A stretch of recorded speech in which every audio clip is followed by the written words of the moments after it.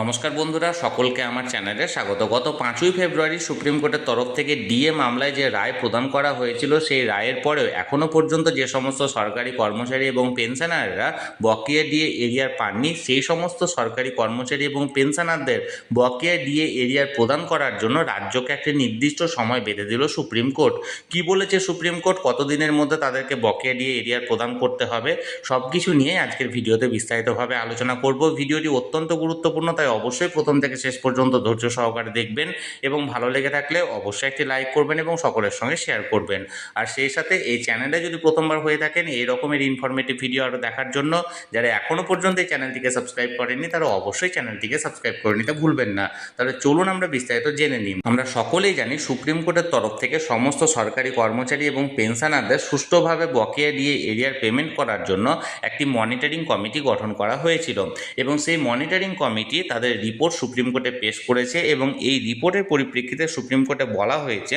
যে সমস্ত কর্মচারী এবং পেনশনারদের ই সার্ভিস বুক ইতিমধ্যে আপলোড হয়ে গেছে বা স্ক্যান করা হয়েছে, তাদেরকে অবিলম্বে 2008 থেকে 2015 সালের মধ্যে ডিএর টাকা মিটিয়ে দিতে হবে রাজ্যকে। অর্থাৎ এক কথায় বলতে গেলে রাজ্যের এই ক্ষেত্রে যুক্তি ছিল যে আমাদের ক্ষেত্রে অর্থাৎ রাজ্যের ক্ষেত্রে 2008 থেকে 2015 পর্যন্ত সকল সরকারি কর্মচারী এবং পেনশনারদের এখানে সার্ভিস বুক তাদের পোর্টালে আপলোড নেই এবং এক্ষেত্রে 2016 থেকে 19 পর্যন্ত এই 4 বছরের যে তথ্যটা সেটা পোর্টালে আপলোড আছে, বাকি যে বিগত বছরগুলোর তথ্য কিন্তু আপলোড নেই এবং সেই জন্য রাজ্যকে এবার নির্দেশ দিয়েছে যে ইতিমধ্যে তথ্য আপলোডের কাজ যেটা শুরু হয়েছিল মনিটরিং কমিটির রিপোর্ট অনুযায়ী, সেই সমস্ত রিপোর্টের পরিপ্রেক্ষিতে যে সমস্ত কর্মচারী এবং পেনশনারদের ইতিমধ্যে সার্ভিস বুক পোর্টালে আপলোড হয়ে গেছে, সেই সমস্ত কর্মচারী এবং পেনশনারদেরকে এখানে বকেয়া যে 2008 থেকে 2015 সালের মধ্যে যে ডিএর কিস্তি আছে সেটা পেমেন্ট করতে হবে।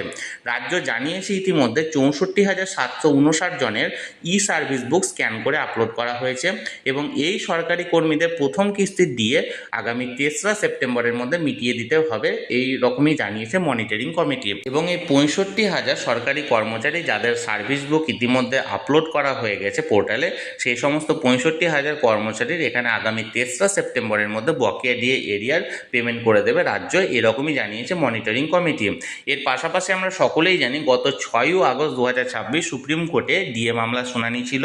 এবং এই মামলাটির শুনানি সেই দিন হয়ে ওঠেনি নির্দিষ্ট কোনো কারণে এবং এই পরবর্তী আবার পুনরায় এখানে একটি ডেট দেওয়া হয়েছে। দেখুন এখানে কি বলা হয়েছে, ডায়েরি নাম্বার দেওয়া হয়েছে,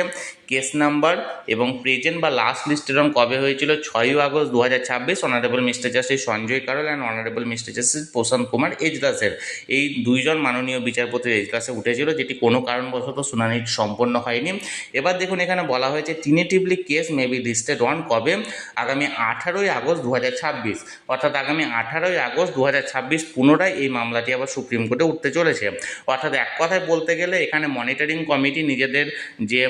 তথ্য বা নিজেদের যে সম্পূর্ণ রিপোর্ট সেটা জমা করেছে এবং এই রিপোর্ট অনুযায়ী কত কী কাজ হয়েছে যাবতীয় তথ্য কিন্তু এখানে শুনানি করা হবে বা যাবতীয় বিষয় নিয়ে আলোচনা করা হবে আগামী 18 আগস্ট 2026, যেদিন এই মামলাটি পুনরায় সুপ্রিম কোর্টে উঠতে চলেছে। তাহলে বন্ধুরা, যে খবরটি আপাতত সামনে এসেছিল সেটি আমি আপনাদের সামনে শেয়ার করলাম। এই নিয়ে যদি আপনাদের কোনো কিছু বলার থাকে বা এখানে কোনো প্রশ্ন থাকে অবশ্যই কমেন্ট করুন, আর এই ভিডিওটি ভালো লেগে থাকলে অবশ্যই একটি লাইক করুন এবং সকলের সঙ্গে শেয়ার করুন, আর সেই সাথে চ্যানেলে প্রথমবার হলে অবশ্যই চ্যানেলটিকে সাবস্ক্রাইব করে রাখুন।